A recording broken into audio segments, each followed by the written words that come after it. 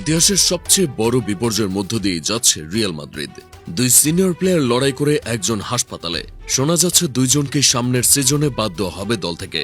টানা 2 সিজন ধরে একের পর এক পরাজয়, ফাইনালে শিরোপা খোয়ানো, লিগ টেবিলের রেসের শুরুতে এগিয়ে গিয়ে এরপর হোঁচট খাওয়া, চ্যাম্পিয়ন্স লিগের লঞ্চের সেই পুরনো জৌলুস হারিয়ে ফেলা থেকে শুরু করে রিয়াল মাদ্রিদ প্লেয়ারদের ফ্রাস্ট্রেশন, সবকিছুই যেন এখন নিত্যদিনের রুটিনের মতো। কার্লো আনচেলত্তির বিদায়ের পর ড্রেসিং রুমে যেন প্রায় নাজেহাল অবস্থা। শাবি আলোনসো রিয়াল মাদ্রিদের ডিএনএ নিয়ে এসেও যেন ব্যর্থ হয়েছে প্লেয়ারদের ইগো আর গা ছাড়া ভাবের কাছে। আলভারো আলবেলোয়ার একাডেমি থেকে মূল দলের দায়িত্ব নেওয়ার পর শুরুটা বেশ ভালো কাটলেও শেষটায় যেন সেও ব্যর্থ হচ্ছে। প্লেয়ারদের ইগোজনিত প্রবলেম, নির্দিষ্ট পজিশনে মানিয়ে নিতে পারার ক্যাপাবিলিটির অভাবে রিয়াল মাদ্রিদের জয়টাও বাধাগ্রস্ত হচ্ছে।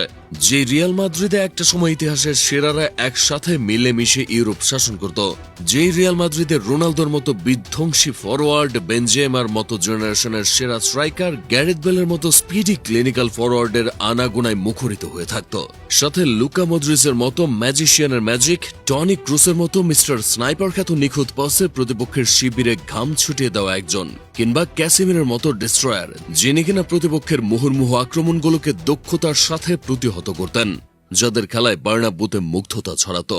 সাথে রামোসের মতো ক্যাপ্টেনের ক্যাপ্টেন্সিতে মাঠে দলের নীতি নির্ধারণ হতো। পেপের অ্যাগ্রেসিভনেস প্রতিপক্ষ ভয়ে কাঁপত। সেসব যেন এখন সাম্প্রতিক ঘটনার কারণে চোরাবালিতে তলিয়ে যাচ্ছে। ট্রিপিট জয়ী জিদানো এমন পরিস্থিতি নিয়ে মিডিয়ার সামনে এসে হতাশা ব্যক্ত করছেন। স্বয়ং ফ্লোরেন্তিনো পেরেজও যেন প্লেয়ারদের এমন গা ছাড়া ভাব, কোচের সিদ্ধান্তকে সম্মান না জানানোর মানসিকতার পরিবর্তন ঘটাতে পারছেন না। প্লেয়ারদের মতো রেষারেষি ইগোর সমস্যা যেন এখন ড্রেসিং রুম থেকে বড় আকার ধারণ করছে। সাম্প্রতিক 3টি ঘটনাই যেন তার চাক্ষুষ প্রমাণ। প্রথমে দেখা যায় কিলিয়ান এমবাপ্পে ইনজুরি রিকভারি প্রসেসের সময় দলের অবাধ্য হয়ে গার্লফ্রেন্ড নিয়ে ইতালিতে ভ্রমণ করতে গেছেন। সেই সাথে ট্রেনিং সেশনে দেখা যায় একজন কোচের সাথে বাগবিতণ্ডায় জড়াচ্ছেন। এরপর রুডিগার দলের জুনিয়ররা কথা না শোনায় ক্যারেরাসকে চর মেরে বসেন। এরপর আজকের ঘটনাটা যেন রীতিমতো সমস্ত সীমা লঙ্ঘন করেছে, যেখানে দেখা যায় ফেদে ভালভার্দে এবং অ্যারেলিয়ান চুয়ামেনি প্রথমবার মারামারি করার পর পরের দ্বিতীয় দিন আবারও একই ঘটনা ঘটে এবং দুজনের মধ্যে হাতাহাতি থেকে সেটা এক পর্যায়ে সংঘর্ষের রূপ নেয়। এরপর চুয়ামেনি ফেদে ভালভার্দেকে আঘাত করার পর ভালভার্দেকে হাসপাতালে ভর্তি করার খবর শোনা যায়। উক্ত এই ঘটনার পর ফ্লোরেন্তিনো পেরেজ একটা গুরুত্বপূর্ণ মিটিংয়ের আয়োজন করেন। মাঠে এবং মাঠের বাহিরে মাদ্রিদ সময় খুব খারাপ যাচ্ছে।